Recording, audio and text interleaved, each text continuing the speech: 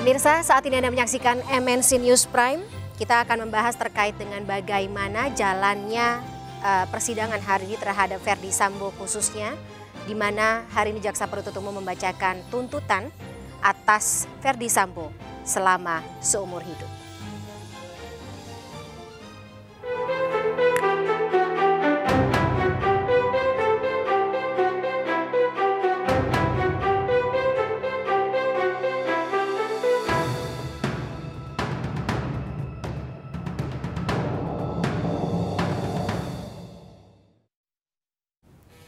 Pemirsa, Jaksa Penuntut Umum menuntut Ferdy Sambo, terdakwa kasus pembunuhan Brigadir Yosua, selama seumur hidup. Ferdy Sambo dinilai jaksa terbukti secara sah dan meyakinkan bersalah dalam melakukan pembunuhan berencana terhadap Brigadir Yosua Huta Barat.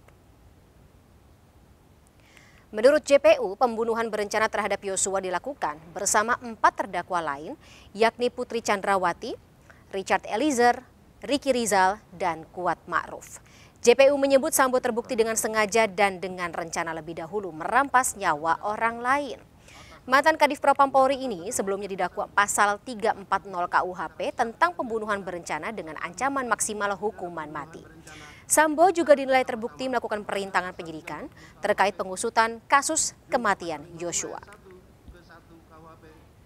Menyatakan terdakwa Ferdy Sambo telah terbukti secara sah dan meyakinkan bersalah melakukan tindak pidana pembunuhan berencana secara bersama-sama, melanggar pasal 340 KUHP, Jungto pasal 55 ayat 1 ke 1 KUHP, dan menyatakan telah terbukti secara sah dan meyakinkan melakukan tindak pidana tanpa hak atau melawan hukum, melakukan tindakan yang berakibat terganggunya sistem elektronik menjadi tidak bekerja secara bersama-sama sebagaimana mestinya, melanggar pasal 49 Jungto pasal 33 Undang-Undang nomor 19 tahun 2016 tentang perubahan atas Undang-Undang nomor 11 tahun 2008 tentang informasi dan transaksi elektronik, Jungto pasal 55 ayat 1 ke 1 KUHP sebagaimana dakwaan ke-1 primer dan dakwaan kedua pertama primer.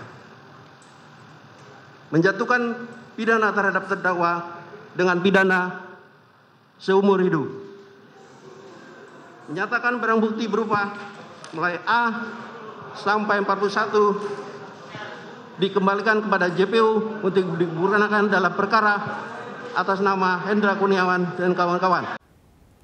Sementara itu, pemirsa, keluarga Yosua kecewa dengan tuntutan hukuman seumur hidup yang disampaikan oleh Jaksa Penuntut Umum dalam sidang di Pengadilan Jakarta atau Pengadilan Negeri Jakarta Selatan hari ini. Sambo menurut keluarga layak dituntut hukuman mati. Sangat-sangat kecewa karena sudah anak kami dibunuh secara sadis dan biadab, tetap mereka kukuh atau kekeh mempertahankan fitnah kepada anak kami, fitnah yang sangat kejam daripada pembunuhan. Kami mohon hukuman yang seberat-beratnya yang setimpal dengan kejahatan mereka. Jadi harapan kami sebagai ibu, mohon Jaksa Penuntut Umum maupun hakim, sebagai harapan kami utusan Tuhan di muka bumi ini, kami sebagai umat yang terjolimi, masyarakat yang kecil, orang tua yang telah ditinggalkan anak kami, mohon kami diberikan keadilan yang seadil-adilnya, seturut setimpal dengan perlakuan kejahatan mereka, pembunuhan yang sangat sadis kepada anak kami.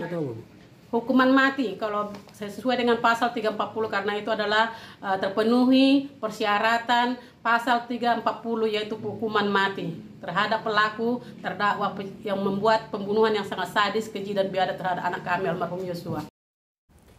Ya pemirsa, hari ini tepat 3 bulan sejak sidang perdana pembunuhan Brigadir Yosua bergulir, Jaksa Penuntut Umum atau JPU akhirnya menuntut sang aktor utama pembunuhan Ferdy Sambo hukuman seumur hidup. Dalam tuntutannya, JPU menyebut terdakwa Ferdy Sambo ini secara sempurna merencanakan pembunuhan terhadap Brigadir Yosua. Hal ini terlihat dari cara Sambo menghilangkan barang bukti dengan mengancam bawahannya serta meminta agar rekaman CCTV di Duren 3 dimusnahkan. Jaksa juga menilai Ferdy Sambo memiliki jeda waktu saat mengetahui peristiwa pelecehan seksual yang dialami istrinya Putri Chandrawati hingga peristiwa pembunuhan itu terjadi. Sambo dinilai memiliki waktu untuk melakukan perencanaan termasuk memilah cara membunuh Yosua. Lalu Hukuman seumur hidup ini apakah adil bagi Yosua dan juga keluarga? Kita akan membahasnya bersama kuasa hukum keluarga Brigadir Yosua, Nelson Simanjuntak, dan Rasa Mala Aritonang selaku kuasa hukum Verdi Sambo malam hari ini. Selamat malam Bapak-Bapak, Bang Mala, Bang Nelson. Malam. Baik, saya ke Bang Rasa Mala terlebih dahulu ya. Terima kasih sebelumnya sudah menyempatkan hadir di sela-sela waktu rapat Bang Mala. Kita tahu jadwalnya sangat padat, tapi menyempatkan hadir untuk bersama kami atau berdialog bersama kami malam hari ini. Tapi Bang Mala sendiri, kita tahu selama ini sudah berjuang ya, membela atau katakanlah mewakili seperti itu, merepresentasikan Verdi Sambo dalam persidangan. Tapi tuntutan yang dialamatkan oleh jaksa penuntut umum ini hampir maksimal, bisa dikatakan seperti itu, seumur hidup. Perlu evaluasi lebih lanjutkah, Bang Mala? Ya, pertama begini, kami tentu menghormati tuntutan yang sudah disampaikan oleh jaksa penuntut umum, karena memang tugas dan fungsi jaksa penuntut umum merepresentasikan korban, juga masyarakat adalah bagian terakhirnya menyampaikan tuntutan tersebut. Jadi kami menghormati hal tersebut. Yang kedua, meskipun demikian ada beberapa catatan kami terkait dengan surat tuntutan tersebut. Terutama soal ada beberapa bagian yang disampaikan di dalam surat tuntutan tersebut yang menurut hemat kami dia tidak berkesesuaian dengan fakta dan bukti-bukti yang sudah dihadirkan di persidangan. Tentu kaitan dengan tuntutan tersebut ada harapan dari keluarga korban, itu tentu sah-sah saja, tapi tentu dalam proses persidangan ini yang perlu dipertimbangkan dalam kerangka keadilan tidak hanya korban tetapi juga ada terdakwa dan juga ada masyarakat. Dalam 3 titik itulah nanti hakim tentu harus mempertimbangkan sekali lagi berdasarkan keyakinan, yang keyakinan tersebut tidak bisa muncul seketika tetapi harus disandarkan pada bukti-bukti yang betul-betul berdasar, betul-betul meyakinkan. Beyond the reasonable doubt, in dubio pro reo, itu prinsip yang berlaku dalam hukum pidana. Saya kira itu. Jadi kepentingan kita bersama sebenarnya adalah dari peristiwa yang begitu besar dan menjadi perhatian masyarakat ini adalah mengungkap kebenaran material. Itu kan yang berulang kali disampaikan oleh semua pihak. Bagaimana persidangan ini bisa mengungkap kebenaran material lewat fakta dan bukti yang dihadirkan di persidangan. Itu saya pikir. Dan bagian terakhir tentu tuntutan sudah disampaikan. Nanti kami punya kesempatan menyampaikan pledoi dan pembelaan. Di bagian terakhir harapannya tentu hakim nanti yang menilai secara keseluruhan, bersikap terbuka, artinya tidak hanya bersandar pada satu keterangan saksi saja, tetapi juga menilai kesesuaiannya dengan keterangan-keterangan saksi lain, juga bukti-bukti yang sudah disajikan di pengadilan. Catatan kami di surat tuntutan itu ada beberapa bagian yang tidak diungkap secara utuh, dan nanti itu kesempatan kami di dalam pembelaan nanti akan kami sampaikan secara lengkap untuk merespon tuntutan yang hari ini sudah disampaikan oleh jaksa penuntut umum. Demikian. Oke, jadi secara garis besar menghargai tapi menyayangkan atau bagaimana, Bang Mala? Ya, tadi prinsipnya kami menghormati surat tuntutan tersebut, namun tentu ada beberapa bagian catatan yang kami sampaikan tadi karena memang menurut hemat kami tidak semua jalan cerita yang bersandar pada fakta dan bukti yang sudah dihadirkan di persidangan itu diambil atau dikutip oleh jaksa penuntut umum dalam surat tuntutannya. Itu nanti yang dalam pembelaan akan kami ungkapkan ya, nanti karena diberikan kesempatan oleh hakim minggu depan. Baik, kalau Bang Nelson juga kecewa kami dengar ya dengan hasil atau katakanlah tuntutan dari para jaksa ini. Terima kasih Mbak Yu yang cantik jelita, Mang Boru Aritonang, saya di kampung Simare-Mare nih. Ada 2 poin yang harus kami sampaikan. Pertama, bergetar, menggelegar itu jaksa penuntut umum membacakan pidana pasal 10 jenis menengah. Nah ini dia, dugaan kami maksimal. Tembak mati atau hukum gantung kan itu maksimal, minimalnya ada. Yang kedua, disajikan MNC News kita ini bagaimana seorang ibunda tadi di Sungai Bahar kecewa, udah pasti. Adilkah hukum Indonesia? Saat ini melalui PN Jakarta Selatan kecewa berat. Keluarga besar Yosua almarhum. Apalagi kami PH, sepakat dari awal bulan Juli. Laporan polisi kami itu tidak berubah dari pasal 340 itu yang maksimalnya ya. Inilah gambaran. Sebenarnya apapun kita sebut, ini kan kasus sederhana yang berputar-putar bagaikan puzzle. Terlalu banyak kalau kita katakan sampai 103 para personil Trunojoyo yang dilibatkan tuh ini. Kita mengetahui hampir 28 tahun kawan ini adalah motor penggerak penyidik yang tahu segalanya. Jadi tidak ada penyimpangan atau kekeliruan yang dia lakukan. Aktor utama kita sebut tadi yang berperan. Saya nggak tahu lagi pasangan beliau ini bagaimana lagi besok. Romeo sama KM Kilometer Kuat Maruf jelas 8 tahun. Apa ini ya? 5 paket itu yang kita sebut tadi, dan terakhir nanti mudah-mudahan majelis hakim yang mulia yang akan melakukan trusty justice ya. Eliezer juga sudah masuk di justice kolaborator. Ini pemerintah sudah menunjuk. Bagaimana keadilan itu bisakah kita tegakkan? Ataukah pertanyaan untuk topik kita hari ini, keadilan itu terletak di ketidakadilan. Demikian. Jadi menurut Bang Nelson, tindak pembunuhan berencana yang dilakukan oleh Verdi Sambo ini sudah masuk dalam memang sudah sewajarnya kah untuk dihukum mati? Kita mengingat gitu bahwa hukuman mati di Indonesia sendiri juga pelaksanaannya masih pro dan kontra karena ada hukum hak asasi manusia yang berlaku. Ya, extraordinary ini yang harus kita katakan. Undang-Undang 39 tahun 99 ada 69 pasal.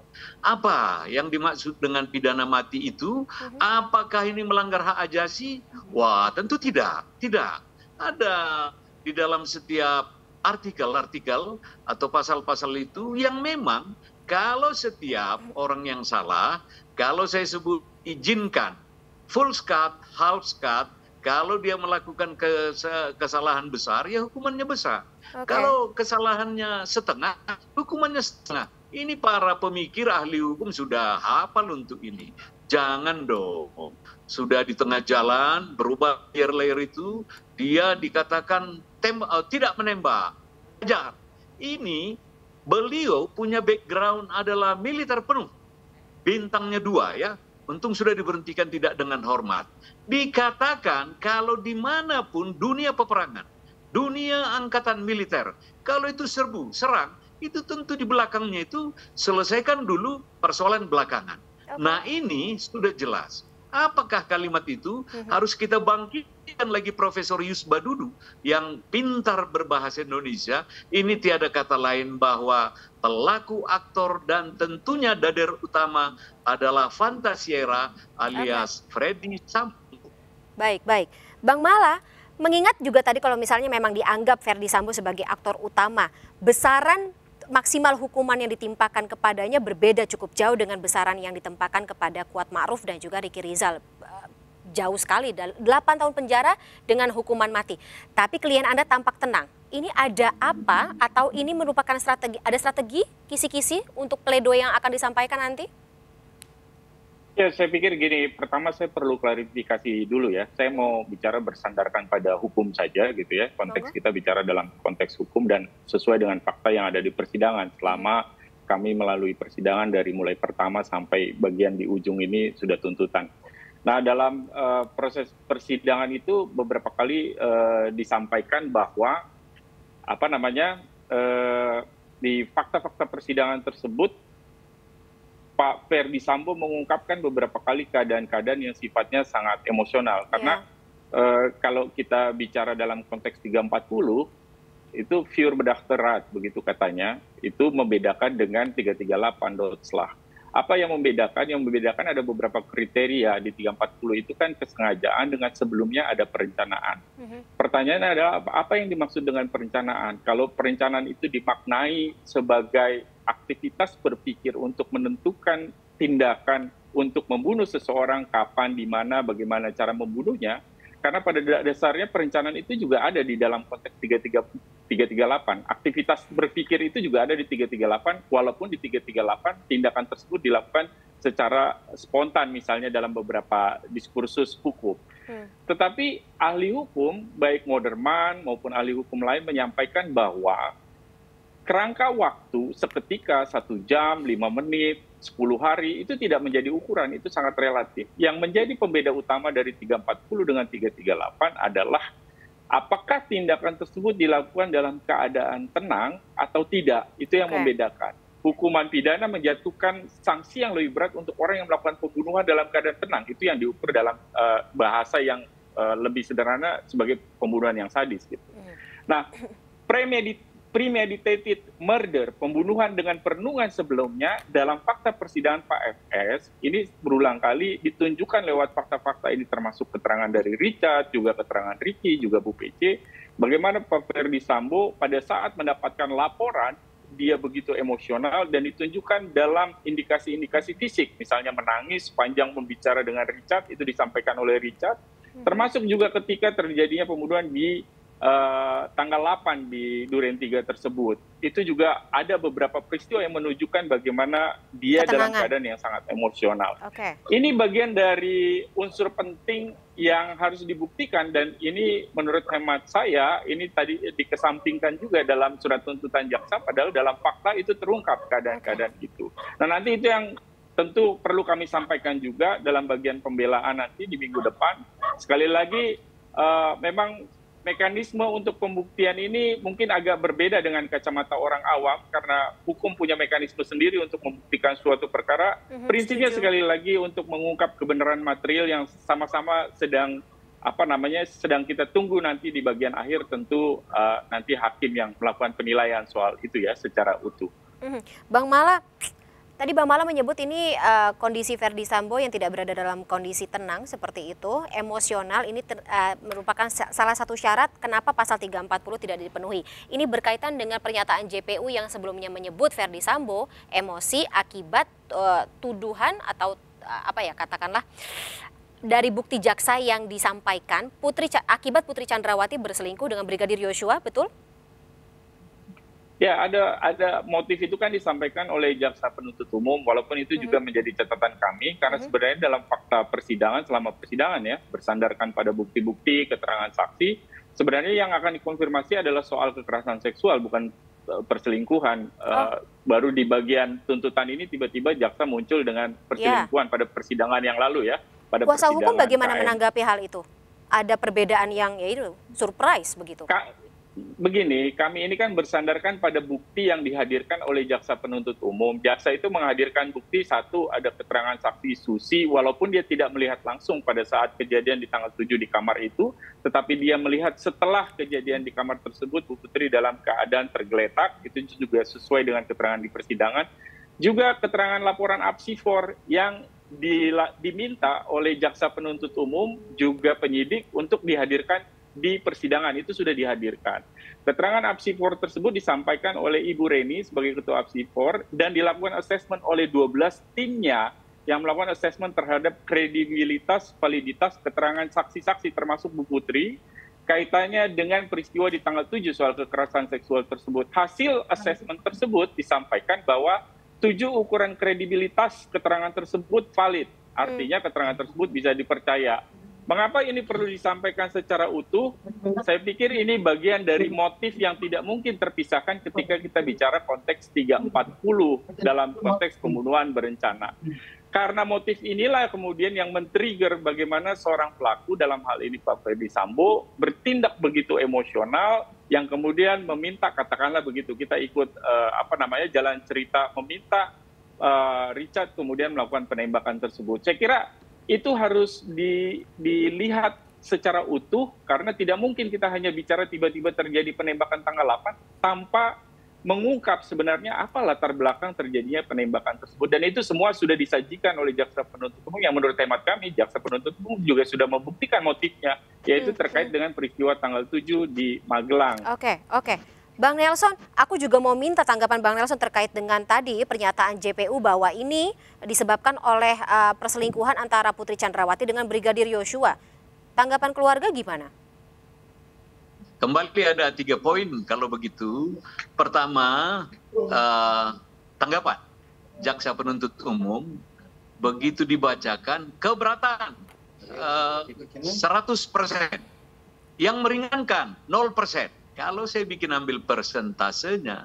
Yang kedua, kalau dimentahkan lagi yang sudah matang, itu sudah dihentikan pendidikannya, baru ditingkatkan.